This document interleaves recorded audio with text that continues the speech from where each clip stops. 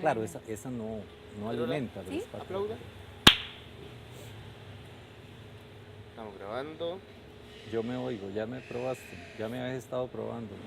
Sí. Romano, cuéntame, en base a tu investigación, ¿cuáles son los alimentos en la dieta de los centenarios que han sido clave para una buena salud, para estar tan saludables por tanto tiempo? Hay que remontarse un poco al pasado, Bien, porque Deja que pase el... ok, Ahí mismo retoma. Hay que remontarse al pasado. Estamos Justo no pasó es todo el avión. tiempo, no es todo el tiempo. Bueno, sí, Estamos aviones. repasando. Ahora sí, hay que remontarse al pasado. Ahí retomamos. Tenemos que remontarnos un poco al pasado, porque la zona de Nicoya, la de los centenarios, hombres y mujeres, no es lo mismo desde el punto de vista del paisaje agrícola hoy que hace décadas, hace 100 años, mucho, estamos hablando de centenarios, gente que llega a 100 años. Bueno, hace 100 años, 80, 70, 60 años, el paisaje era muy diferente, era más apegado a una agricultura de corte indígena, ¿verdad? De raíz muy prehispánica, basada principalmente en algo que llamamos en toda la cultura mesoamericana, que llamamos la milpa. La milpa, hoy en Costa Rica, usted pregunta por la milpa y la gente le va a decir que es un sembradío de maíz, pero la milpa original eran 3 cultivos básicos, maíz, frijol y ayote. Ayote o calabaza le llaman en otras zonas, son plantas, son cucurbitáceas en términos botánicos. Maíz, frijol y ayote es un cereal, es una leguminosa, y el ayote es una cucurbitácea, pero no es, uno dice son 3 plantas, pero en realidad son una docena de alimentos diferentes los que la milpa aportaba a la dieta de las familias de Mesoamérica, desde el sur de México hasta el centro de Costa Rica. Y en términos nutricionales, ¿qué le está aportando al organismo esos 3 alimentos en específico? Fíjese que el maíz es un cereal, es básicamente energético y algo de proteínas. El frijol concentra hierro, fibra dietética y proteínas. Las leguminosas en términos generales son la principal fuente de proteína vegetal que existe en todo el mundo. La combinación de un cereal con una leguminosa usted la va a encontrar en todo el mundo. La nuestra es maíz y frijoles, ¿verdad? Y el ayote, porque se comen varias partes de la planta del ayote, aporta vitaminas y minerales, ¿verdad? Porque, como le decía, no son solo 3 plantas. Del maíz sí, el maíz, pero el maíz que nos comemos en la mazorca, aquí le llamamos maíz tierno, y de ese maíz tierno salen un montón de preparaciones. El maíz ya sazón, seco, se desgrana y también un montón de recetas se pueden hacer solo del maíz. El frijol es más simple en términos de preparaciones, es el maíz como grano o majado, machacado. Pero fíjese que del ayote, y del frijol, perdón, el frijol usted lo come ya seco, maduro, pero lo puede comer en estados inmaduros. Aquí le decimos frijol tierno. Y la vainica, la vaina del frijol también es comestible. Entonces del frijol ya tenemos 3, ¿verdad? Del maíz 2, tierno y sazón. Y del ayote se pueden comer las puntas del ayote. La planta es una planta rastrera, pero los zarcillos que tiene son comestibles. Se comen los zarcillos, se come la flor del ayote, se come el fruto en su estado inmaduro y se come maduro. Y se comen las semillas secas, y las semillas son una fuente muy rica de aceite, de grasa vegetal, ¿verdad?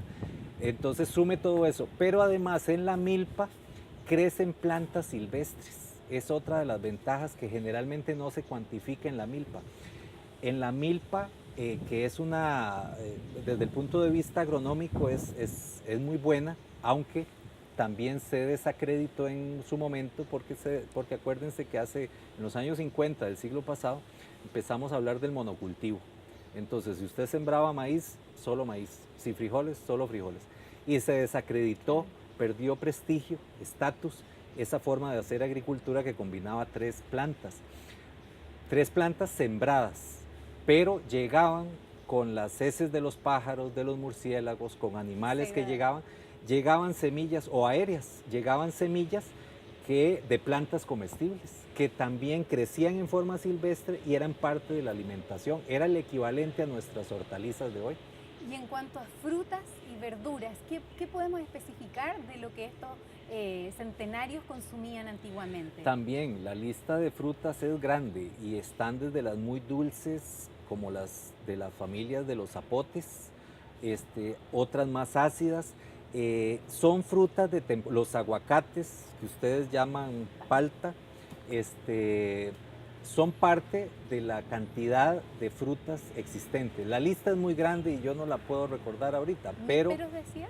el níspero, pero es que nosotros le llamamos níspero. Aquí en el centro del país, este es un árbol de níspero. Este es un árbol de níspero. Después pueden ver la estructura de la hoja.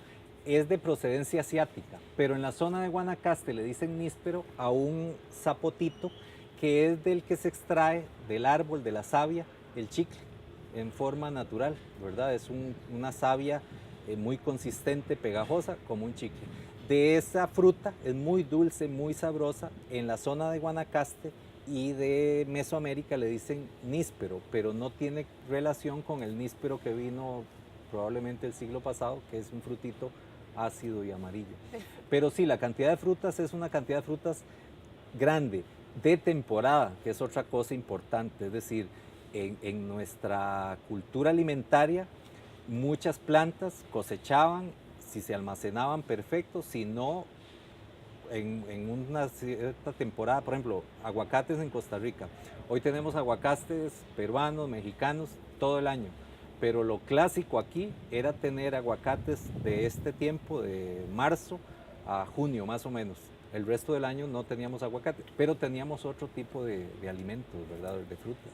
¿Y por qué podemos decir que la dieta ha sido una de las características clave que ha permitido a esta gente la longevidad, el bienestar, la salud? Si pudieses enumerar... Es una de las características que en Japón, que en Grecia, que en Italia, en las comunidades en que se han determinado como zonas azules de mayor cantidad de centenarios, es una de las 5 o 6 variables que se ha encontrado que son características. Es característico de los centenarios que acogen la dieta tradicional de su pueblo.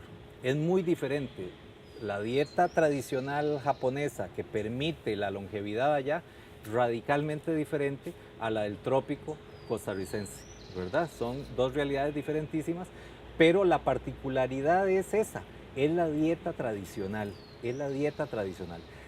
No solamente estamos hablando de nutrientes, hay otras razones que lo están explicando y es muy reciente. Le llaman biomasa. Es toda la cantidad de microorganismos que a nivel intestinal existen en los cuerpos de las personas y que se enriquece con la dieta tradicional. Esa biomasa produce sustancias buenas para el organismo. Es algo muy reciente. ¿Se está metiendo? Sí. Partimos de la biomasa, que es muy interesante esa parte. Que si no- Aquí está el Hospital Sí. Blanco Cervantes, que es el de los adultos mayores. Ah, mira. ¿Sí? Y aquí hay un señor que está, el director del hospital, está muy, pero muy clínico. Son pero investigaciones muy buenas, pero muy clínicas.